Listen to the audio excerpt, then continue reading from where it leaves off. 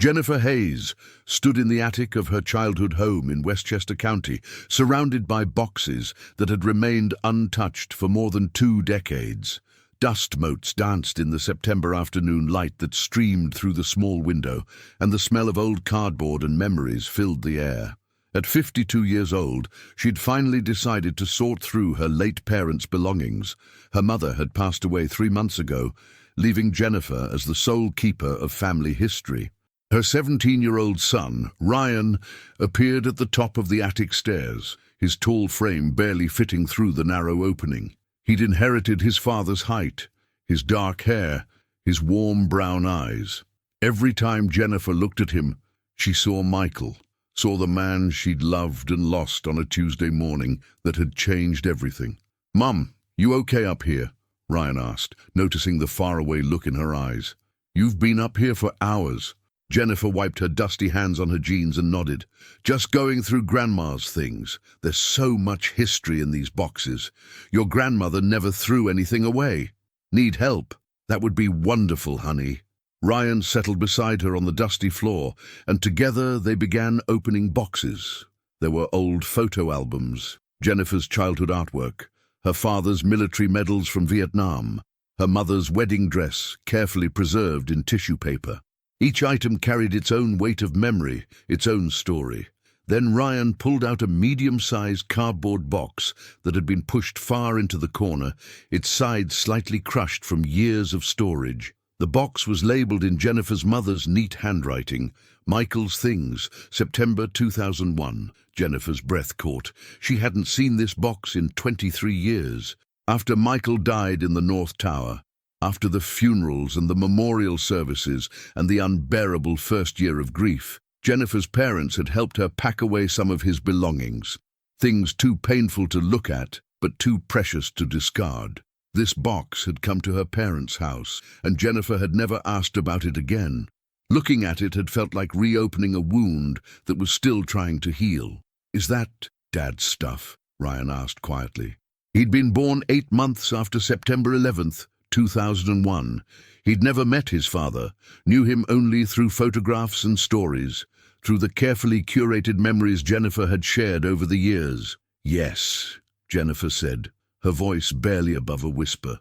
"I didn't know your grandmother still had it." Ryan looked at her carefully. "Do you want to open it, or should I take it downstairs?" Jennifer stared at the box for a long moment.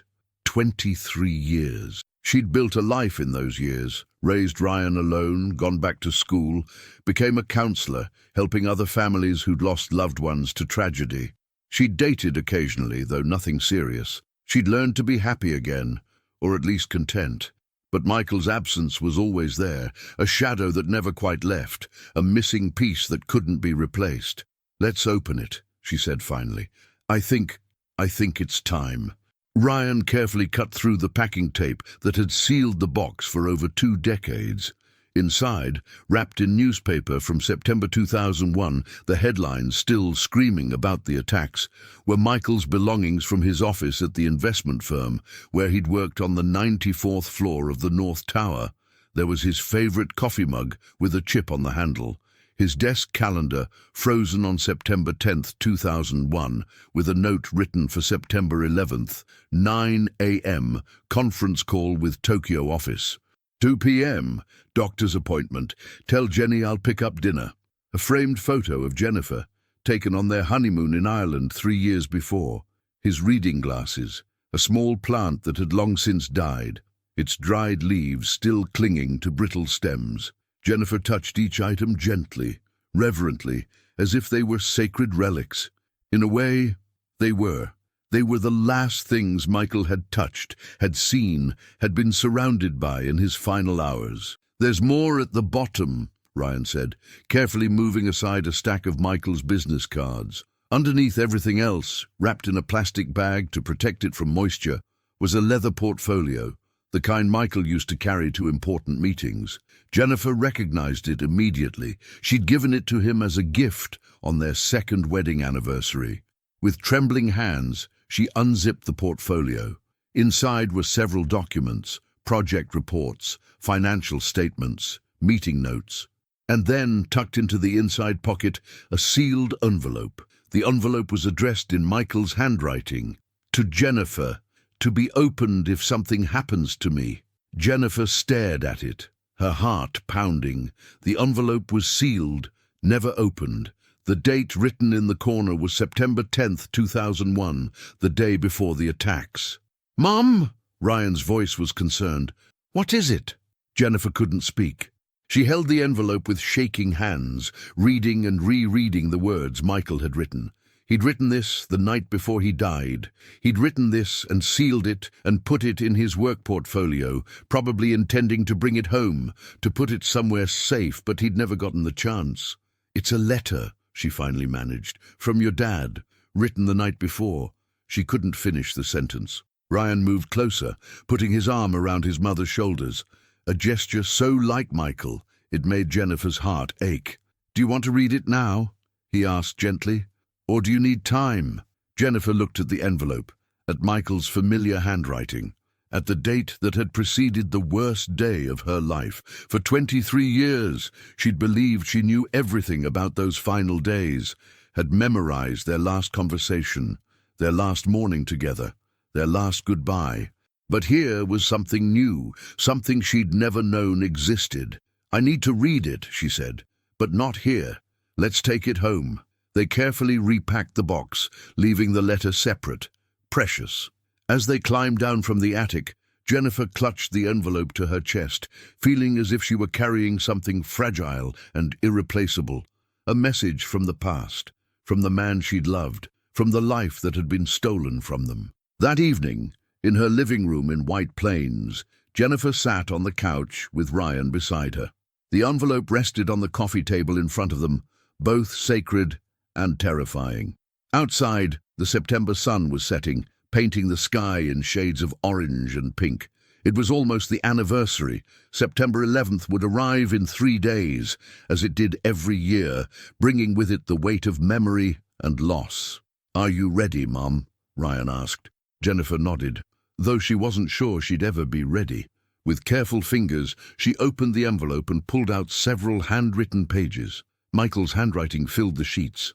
That familiar, slanted script she'd seen on birthday cards and grocery lists and love notes left on the bathroom mirror. She began to read, and Michael's voice filled her mind as clearly as if he were sitting beside her, 23 years dissolving in an instant.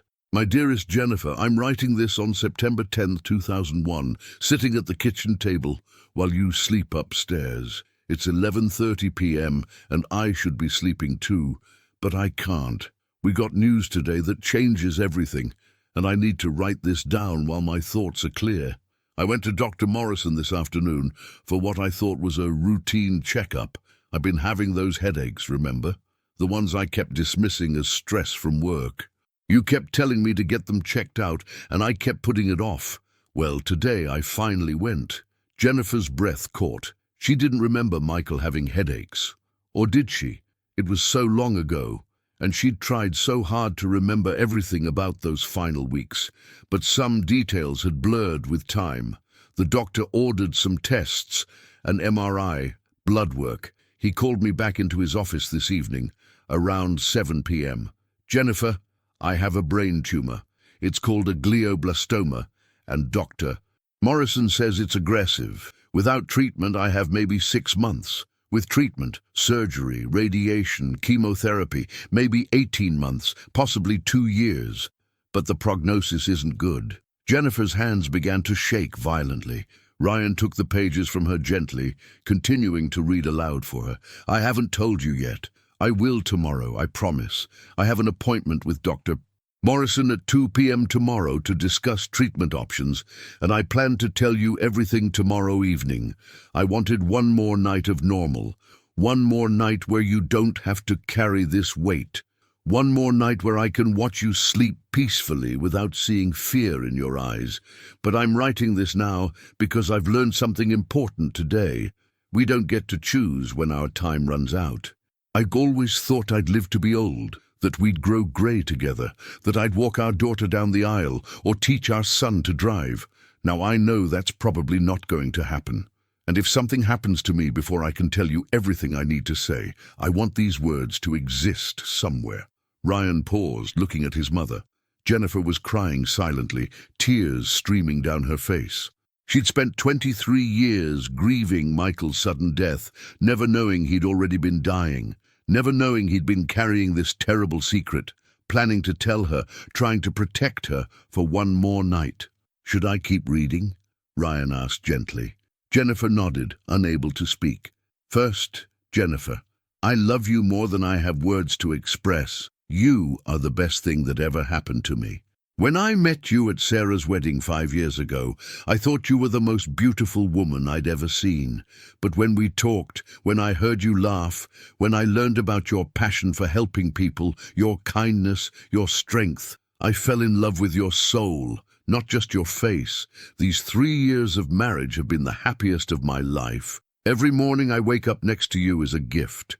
Every dinner we share, every walk in the park, every lazy Sunday morning reading the newspaper together, these ordinary moments are my greatest treasures.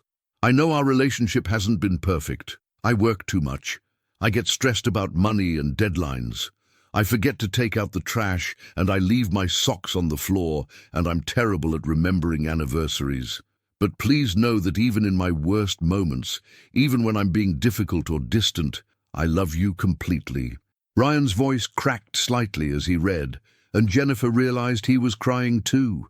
This was his father speaking to him from beyond death, from before birth, from a moment suspended in time.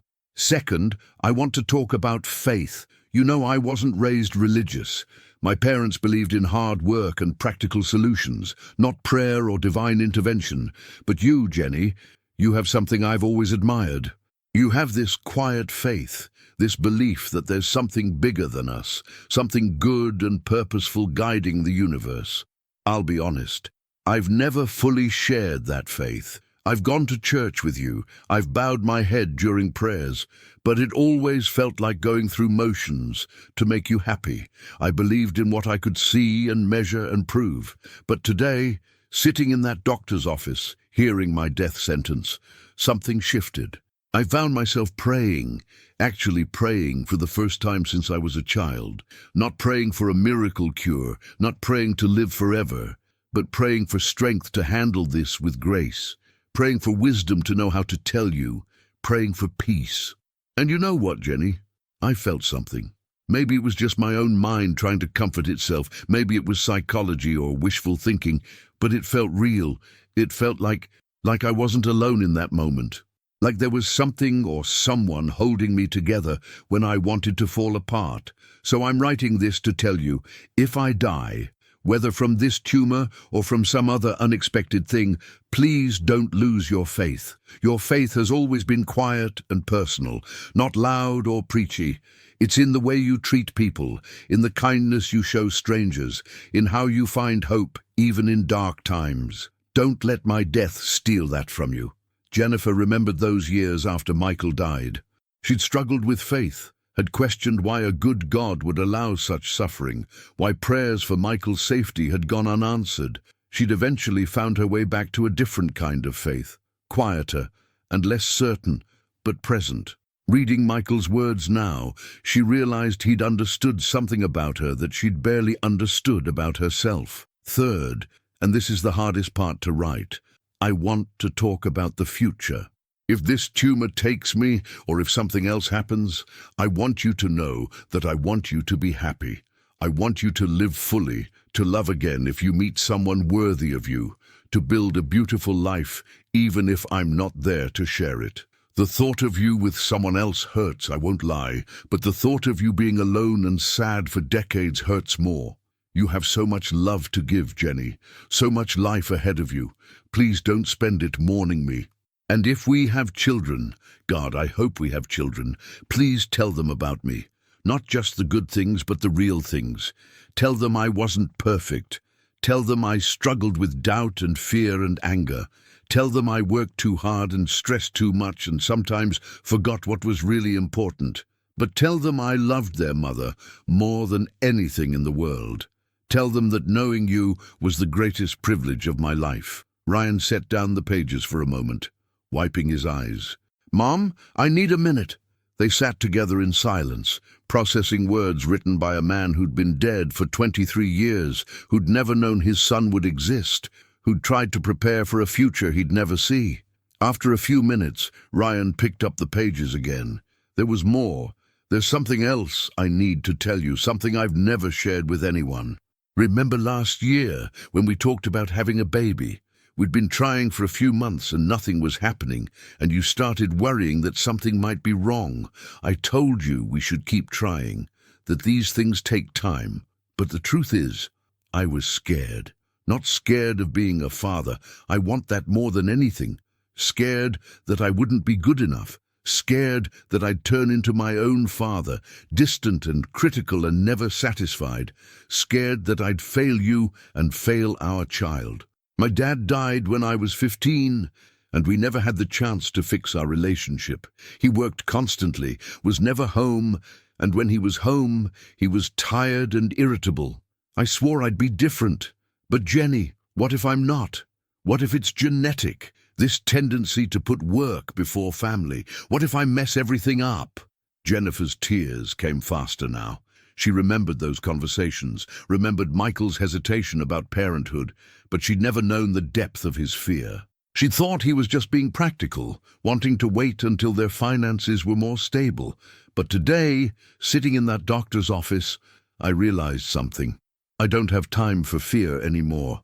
I don't have the luxury of waiting for the perfect moment or the perfect circumstances. If I have 6 months or 18 months or even just 6 days, I want to spend them trying. I want to be a father, even if I'm not very good at it. I want to create life with you, to leave something behind that's part of both of us. So tomorrow, when I tell you about the diagnosis, I'm also going to tell you this. Let's have a baby. Let's try IVF if we need to. Let's do whatever it takes. And if I die before our child is born, promise me you'll tell them I wanted them desperately, that I died hoping for them." Ryan set down the pages, his face wet with tears. "I didn't know," he said quietly.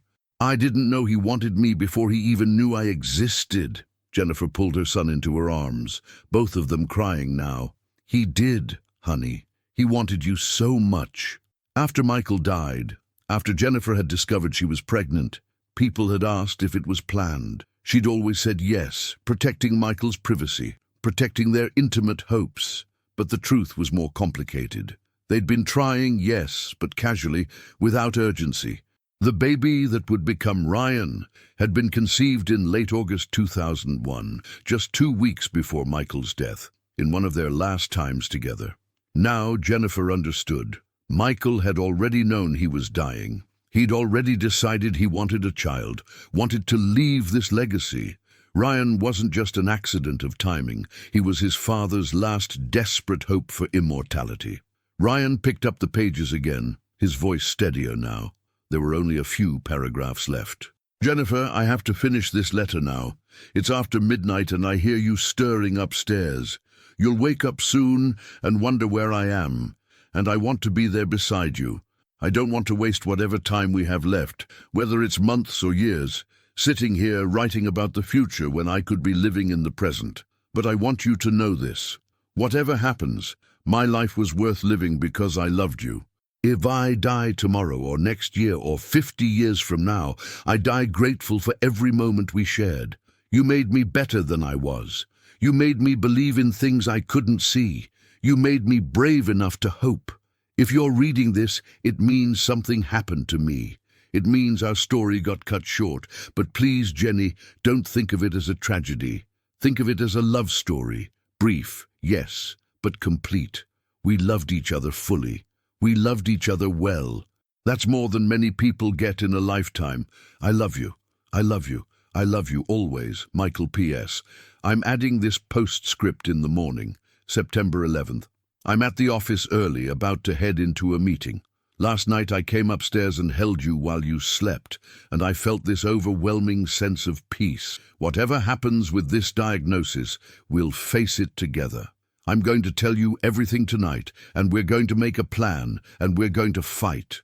But just in case something happens before I can get home and have that conversation, I want you to know I'm not afraid anymore. I woke up this morning and saw the sunrise, and it was beautiful. And I thought about how many sunrises I've wasted by sleeping through them or ignoring them because I was stressed about work. I'm not going to do that anymore. Whatever time I have left, I'm going to really live it. Starting today. I love you, Jenny. Tell our baby, if we have one, that their dad loved them before they were even a dream. The letter ended there.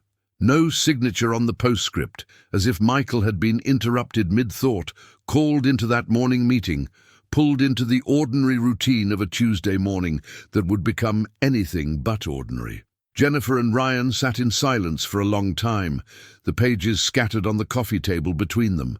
Outside, full darkness had fallen. Inside, they existed in a bubble of grief and revelation, processing a truth that changed everything they thought they knew about September 11th, 2001. He was already dying, Jennifer finally whispered. All this time, I've been grieving the 50 years we lost, but he was already dying. We were going to lose him anyway. Does that make it better or worse? Ryan asked. I don't know. Both, maybe. Jennifer couldn't sleep that night. She lay in bed, staring at the ceiling, replaying every detail of late August and early September 2001. Had there been signs she'd missed? Clues that Michael was sick, that he was scared, that he was carrying this enormous weight. She remembered August 27th, 2001, their third wedding anniversary. Michael had taken her to their favorite restaurant in Manhattan, the little Italian place in Greenwich Village where they'd had their first date. He'd been quiet that night, contemplative. She'd assumed he was tired from work, stressed about some deadline. Now she wondered, had he already been having the headaches? Had he already suspected something was wrong? She remembered September 3rd, 2001, Labor Day weekend. They'd driven to the Berkshires for a long weekend, stayed at a bed and breakfast, hiked in the mountains. Michael had been unusually present that weekend, unusually affectionate. They'd made love on the Saturday night, and Jennifer had thought it was one of the best nights of their marriage. He'd been so tender, so focused on her, as if he were memorizing every moment. Now she understood. He'd been saying goodbye without saying goodbye. He'd been loving her with the intensity of someone who knew time was limited.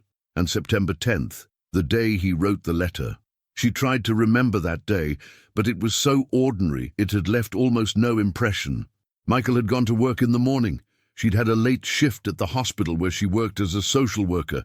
They'd had dinner together, something simple. Pasta, she thought, or maybe Chinese takeout. They'd watched television. They'd gone to bed. She didn't remember him getting up at 11:30 to write the letter. She'd been a heavy sleeper back then, young and healthy and untroubled. She'd slept through his crisis, slept through his prayers, slept through him pouring his heart onto paper. And September 11th, the last morning, that she remembered with perfect clarity, the way trauma burns certain memories into permanence. She'd woken at 6:30 a.m. Michael was already awake, sitting on the edge of the bed, staring out the window. The September light was golden, beautiful. She'd asked if he was okay, and he'd smiled at her, that warm, genuine smile she'd fallen in love with, and said, I'm perfect. Absolutely perfect. They'd showered together, a rare luxury on a workday. She remembered the feel of his hands on her skin, the water cascading over them, his kiss gentle and lingering. She'd told him she loved him, and he'd said, I love you more than you'll ever know, Jenny, more than I can ever tell you. Had he been planning to tell her about the tumor that night? Had he been rehearsing the words in his head, preparing for the hardest conversation of their lives? They'd had breakfast together, coffee and toast. Michael had been cheerful, almost giddy.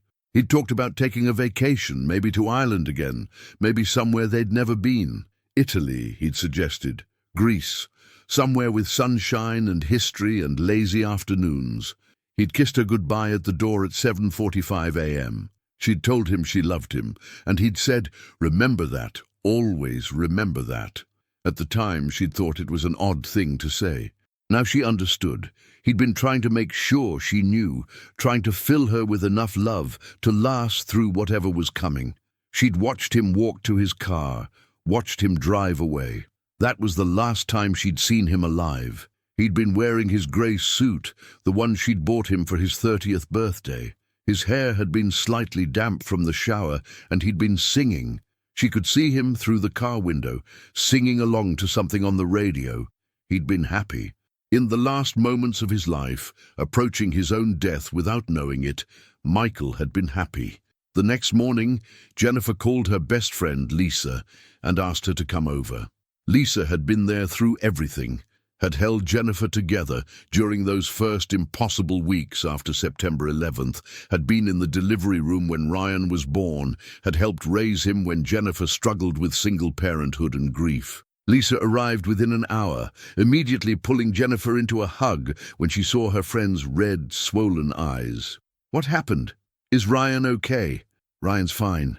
He's at school." "Lisa, I found something. A letter from Michael." They sat at the kitchen table, and Jennifer told Lisa everything, finding the box, opening the letter, learning about the tumor. Lisa listened without interrupting, her face registering shock and sadness and disbelief. When Jennifer finished, Lisa was quiet for a long moment. Then she said, "All these years, we've been thinking about what was taken from you. But Jenny, maybe this changes things." "What do you mean?" "You've carried this guilt, haven't you? This feeling that if you'd only asked him to stay home that day, if you'd only convinced him to call in sick, he'd still be alive. You've spent 23 years playing what if." Jennifer nodded. It was true. She'd tortured herself with those questions. What if she'd been more insistent about him seeing a doctor sooner?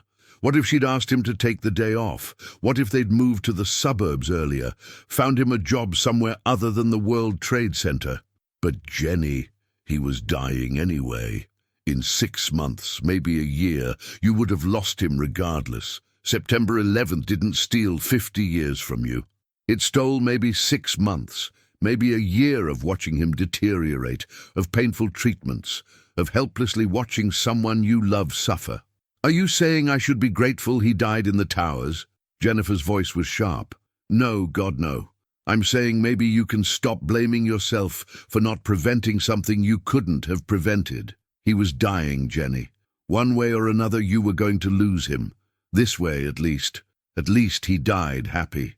He died planning a future, hoping for a baby, believing he had time. He didn't die in pain or fear. He died believing things would be okay." Jennifer hadn't thought of it that way. She'd been so focused on the violence of his death, the terror of the towers falling, the horror of that day. But Michael hadn't known he was about to die. He'd gone to work thinking about the doctor's appointment that afternoon, thinking about telling Jennifer about the tumor that evening, thinking about fighting for more time. He'd died believing he had a future to fight for. That evening, when Ryan came home from school, Jennifer made his favorite dinner, chicken parmesan with pasta. As they ate, she realized she needed to talk to him about the letter, about what it meant, about his father's illness that no one had known about. "Ryan, there's more we need to talk about your dad's letter." Ryan set down his fork, giving her his full attention. At 17, he was so mature, so thoughtful.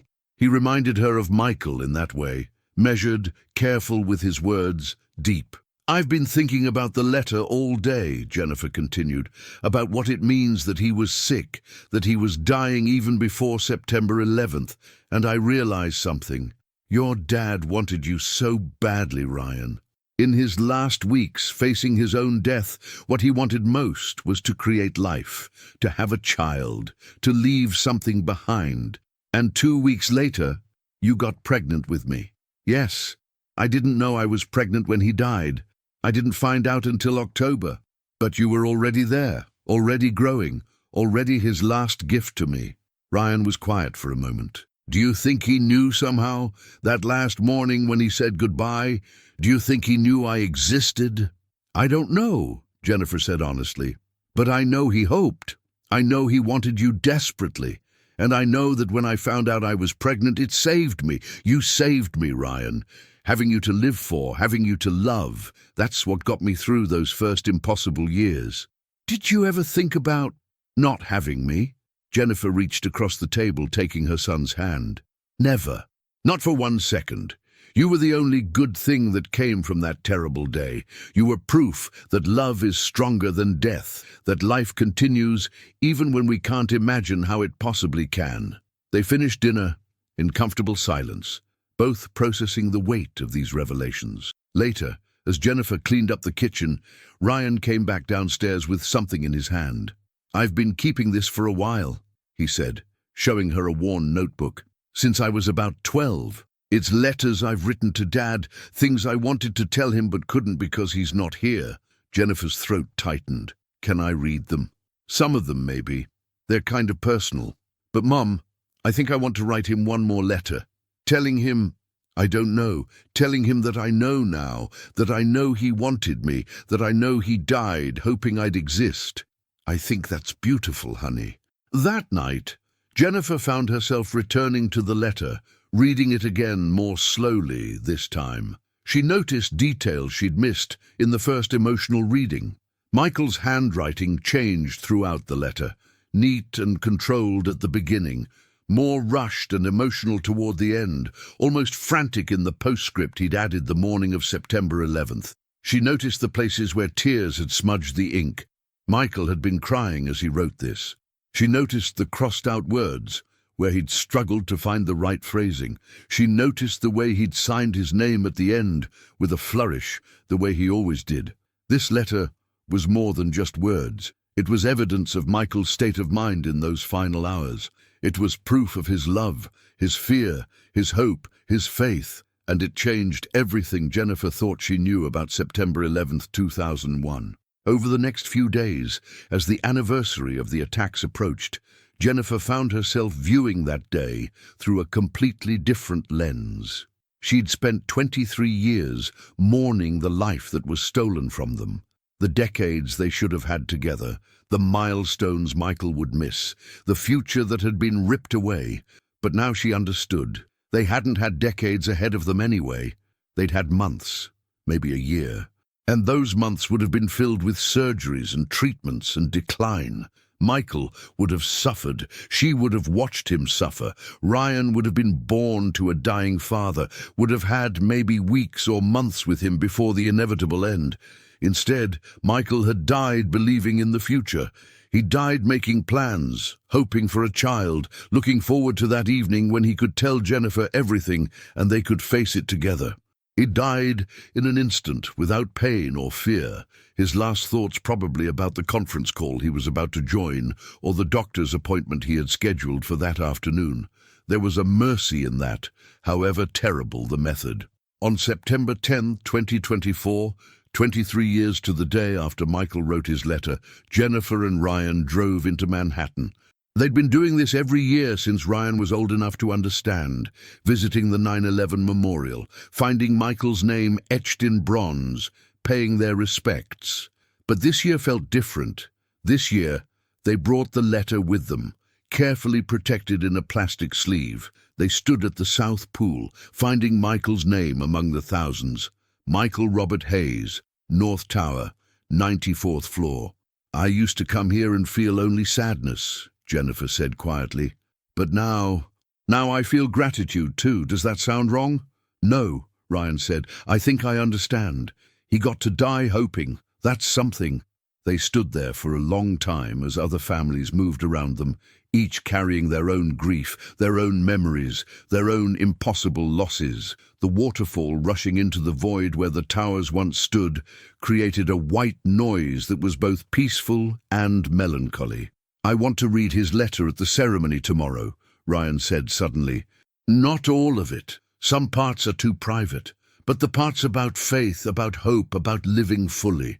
I think other people need to hear that." Jennifer looked at her son, this young man who carried his father's best qualities, his thoughtfulness, his strength, his capacity for love. "Are you sure?" "Yeah, I'm sure. He wrote it to you, but I think the message is bigger than just us. I think other people who lost someone that day need to hear that their loved ones died believing in the future, that they died hoping." The next day, September 11th, 2024, Jennifer and Ryan attended the memorial ceremony at Ground Zero, as they did every year. The names were read aloud, all 2,177 of them, each one representing a life cut short, a future stolen, a family forever changed. When it came time for family members to share remembrances, Ryan stepped up to the microphone. He was trembling slightly, but his voice was strong. "My name is Ryan Hayes. My father, Michael Robert Hayes, died in the North Tower on September 11th, 2001. I was born 8 months later, so I never got to meet him. But yesterday, my mother and I found a letter he wrote the night before he died, and I want to share part of it with you." He pulled out the letter, his hands shaking slightly as he read. "My father wrote, 'Whatever happens, my life was worth living because I loved you. If I die tomorrow or next year or 50 years from now, I die grateful for every moment we shared. You made me better than I was. You made me believe in things I couldn't see. You made me brave enough to hope." Ryan paused, looking up at the crowd of families, survivors, first responders, all of them marked by this day, all of them carrying impossible weight. "I want everyone here to know something. My father was dying. He'd just been diagnosed with a brain tumor. He had maybe 6 months to live. But in his last hours, he wasn't thinking about death. He was thinking about life. He was planning for the future. He was hoping for a child. Me. He died believing things would be okay, that he'd come home that night and tell my mother everything and they'd face it together. So when I think about September 11 now, I don't just think about what was taken from us. I think about what my father gave us, hope, love, faith, that life continues even when it seems impossible. All of us lost someone that day. All of us had futures stolen. But our loved ones died hoping, died planning, died believing in tomorrow. That's not nothing. That's everything. There wasn't a dry eye in the plaza. Jennifer watched her son with overwhelming pride, seeing Michael in every gesture, every word, every brave choice to share something so personal with strangers who understood. In the weeks and months that followed, Jennifer found herself returning to Michael's letter again and again, each reading revealing new layers of meaning. She'd spent 23 years building a life without him, but now she understood that she'd been living the life he'd wanted for her. Full, purposeful, not consumed by grief but shaped by it. She'd become a counselor specializing in grief and trauma, helping families who'd lost loved ones, not just to September 11th, but to all kinds of sudden losses. She'd helped hundreds of people navigate the impossible territory of continuing to live when someone you love has died. Now she realized Michael's letter had given her permission to do exactly that. He'd written it as a love letter, yes, but also as a roadmap for how to survive his loss.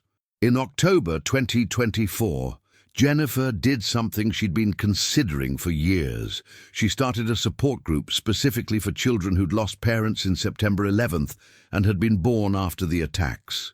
She called it Generation Hope, and Ryan helped her organize it. The first meeting was held in a community center in Manhattan, and 15 young adults showed up, all of them born in late 2001 or early 2002, all of them growing up with a parent they'd never known, all of them shaped by a tragedy they were too young to remember, but too marked by to forget. Jennifer opened the first meeting by sharing Michael's letter. With Ryan's permission, she read the whole thing. When she finished, there was silence. And then one young woman started crying. "My mom died in the South Tower," she said. "She was 5 months pregnant with me. They did an emergency C-section after they recovered her body.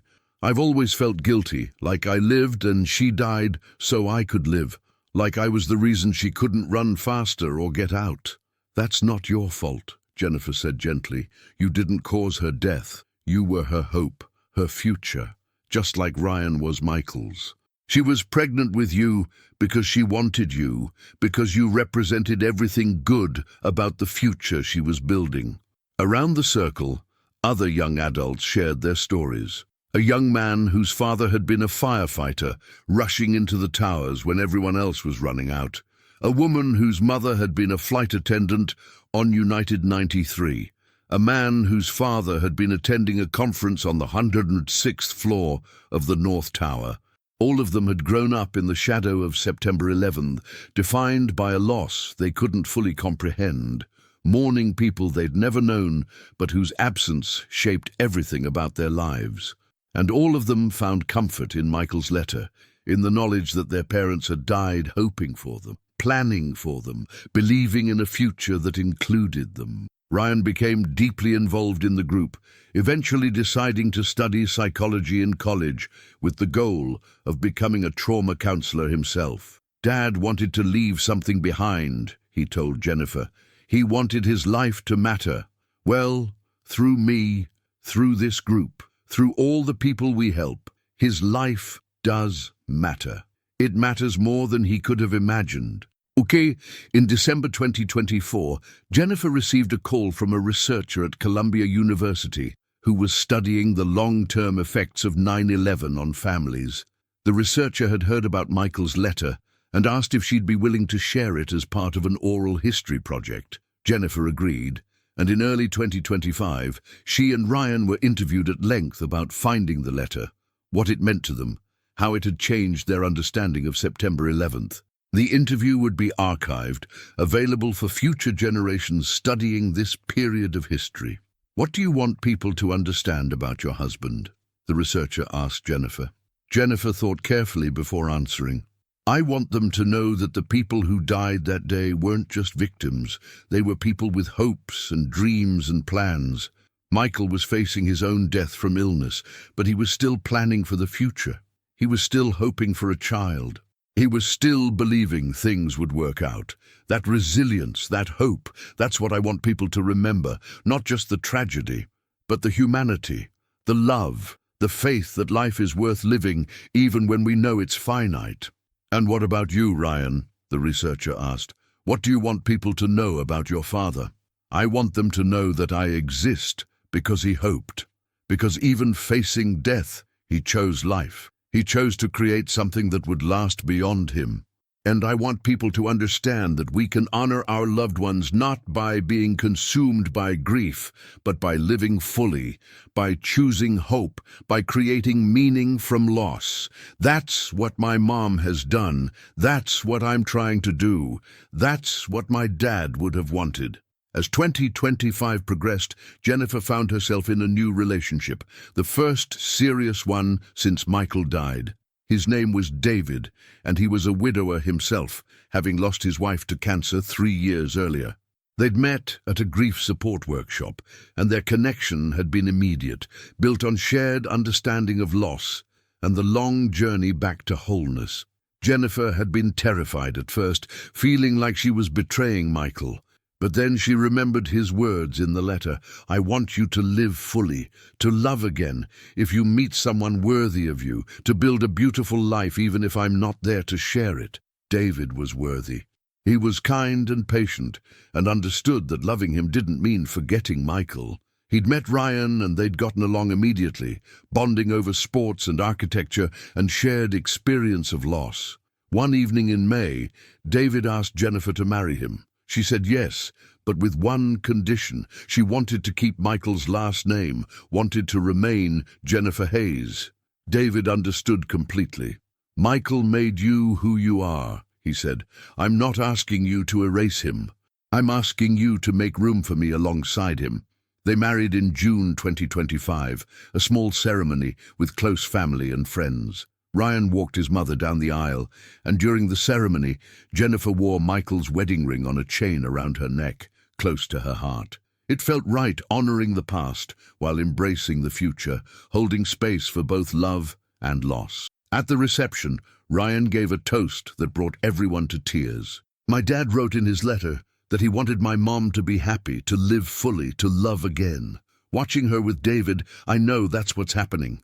Dad's been gone for almost 24 years, but his love is still here. It's in me. It's in the way Mom lives her life, and now it's in this new chapter she's beginning. I think he'd be proud of her. I think he'd be proud of all of us. That September 2025, the 24th anniversary of the attacks, Jennifer, Ryan, and David went together to the memorial. They stood at the South Pool, finding Michael's name among the thousands, and Jennifer realized something. She was no longer just a widow, just a victim's family member.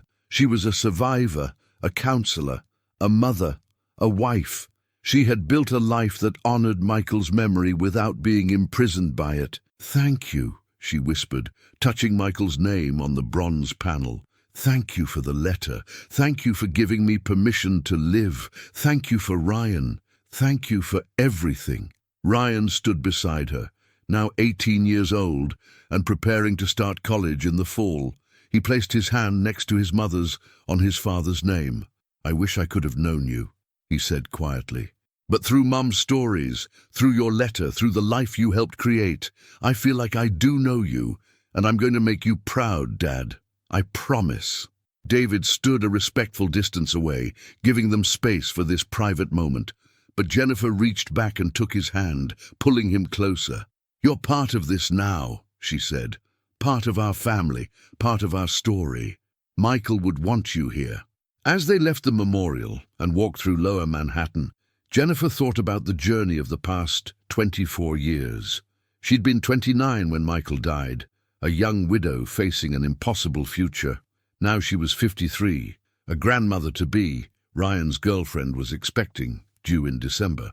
A respected counselor, a woman who'd learned to hold both grief and joy in the same heart. She thought about Michael's letter, about his final words, written in the early morning hours of September 11th. "I'm not afraid anymore. I woke up this morning and saw the sunrise, and it was beautiful. And I thought about how many sunrises I've wasted by sleeping through them or ignoring them because I was stressed about work. I'm not going to do that anymore. Whatever time I have left, I'm going to really live it, starting today." Michael hadn't gotten to live another day, but Jennifer had gotten 8,766 days since then. 24 years of sunrises, of moments both ordinary and extraordinary, of grief and healing and love and loss and everything in between. And she'd lived them fully, the way Michael had wanted, the way his letter had encouraged, the way his love had made possible. That evening, back at home, Jennifer sat down at her desk and did something she'd never done before. She wrote a letter to Michael. Not a prayer, not a journal entry, but an actual letter, as if she were writing to someone who might somehow, somewhere, read it. "Dear Michael, it's been 24 years since you wrote your letter. 24 years since you died believing you'd come home that night. I found your letter 3 months ago, and it's changed everything for me. Not by making me sadder, but by helping me understand that our story was beautiful, even though it was brief. I want you to know, I kept my promise. I told Ryan about you, about who you really were. Not a perfect hero, but a real man with fears and doubts and struggles. He knows you worried about being a good father. He knows you worked too hard. He knows you forgot to take out the trash and left your socks on the floor. And he loves you anyway. Maybe loves you more because of those human imperfections. I want you to know, I lived the life you wanted for me. I didn't waste my time on earth mourning you, or at least not only mourning you. I built something meaningful from the grief. I helped other families survive their own losses. I raised our son to be kind and strong and full of hope, just like you were. I want you to know, I fell in love again. His name is David, and he's wonderful, and loving him doesn't diminish what we had. You were my first love, the love of my youth, the father of my child. David is my second chance, proof that the heart can expand to hold more than one love. You gave me permission for this in your letter, and I'm taking it. But most of all, I want you to know, you were right about faith. Not the loud, certain kind of faith, but the quiet kind. The kind that whispers, keep going when everything seems impossible. The kind that finds meaning in suffering. The kind that believes love is stronger than death. Your letter was an act of faith, Michael. You wrote it, believing it might never be found, might never be read, might never matter. But it did matter. It mattered more than you could have imagined. It changed my life, changed Ryan's life, and through the work we've done, it's touched hundreds of other lives too. So thank you. Thank you for loving me. Thank you for wanting Ryan. Thank you for writing that letter in the middle of the night when you should have been sleeping. Thank you for facing your death with courage and hope. Thank you for every sunrise you saw and every sunrise you missed. Thank you for 3 imperfect, beautiful years of marriage. I miss you still. I think I always will, but I'm okay now. Actually, I'm more than okay. I'm happy, and I know that's what you wanted. Your letter ended with, I love you, I love you, I love you. So I'll end mine the same way. I love you, I love you, I love you. Always, Jennifer. She sealed the letter in an envelope and placed it in the box with Michael's letter. 2 letters now, bookending 24 years of life and loss and love. Someday, she thought, Ryan would find both letters. Someday her grandchild might read them. Someday these words would be all that remained of the love between Jennifer Hayes and Michael Hayes. But that was okay. Love leaves traces. Love matters. Love continues. Outside her window, the sun was setting on another September day. Jennifer watched the sky turn pink and gold, and she thought about Michael's words about not wasting sunrises. She'd spent 24 years learning to appreciate each day, each moment, each ordinary gift of being alive. Tomorrow would mark 24 years since the towers fell, since Michael died, since the world changed. But tomorrow would also bring new possibilities, new moments of grace, new opportunities to live fully and love deeply and find meaning in both the joy and the sorrow. Jennifer closed her eyes and said a prayer. Not asking for anything, not requesting divine intervention, just offering gratitude. Gratitude for Michael's love. Gratitude for Ryan's existence. Gratitude for David's presence. Gratitude for the letter that had appeared when she needed it most. A message from the past that had helped her embrace the future. And somewhere, in whatever place exists beyond death, she believed Michael knew. She believed he could see what his life had created, what his love had made possible, what his letter had accomplished. She believed, with that quiet faith he'd written about, that love really was stronger than death, that their story wasn't over just because his life had ended, that they would always be connected by the love they'd shared, and the son they'd created, and the hope they'd both chosen, even in the face of loss. The sunset deepened, shadows lengthening across the room. Jennifer stood and went to join David and Ryan in the kitchen, where they were preparing dinner together, laughing about something, living the ordinary moments that Michael had learned to treasure in his final hours. Life went on. Love persisted. Hope survived. And Michael's letter, written in fear and love and desperate hope 24 years ago, had shown them how.